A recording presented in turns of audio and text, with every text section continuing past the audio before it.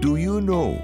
Cleaning and lubricating drive chain at regular intervals as per the service procedure helps smoother operations, slows down the wear on other parts, saving time, money and hassle.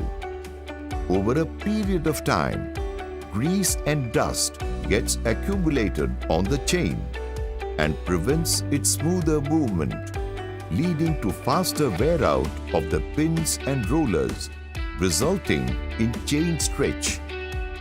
It also makes more noise, shifts less smoothly, and is in more danger of breaking due to internal stresses brought down by use and rust. Clean the drive chain with dry cloth with the help of True Spray. Lubricate the chain by rotating the rear wheel by hand in forward direction. After lubrication, let the vehicle be parked for 10 to 15 minutes. Please remember, always wear gloves for protection of hands. Always use the chain lube or chain cleaner with extension pipe.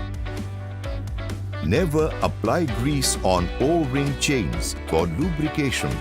Do not start or keep the vehicle in geared condition while chain maintenance.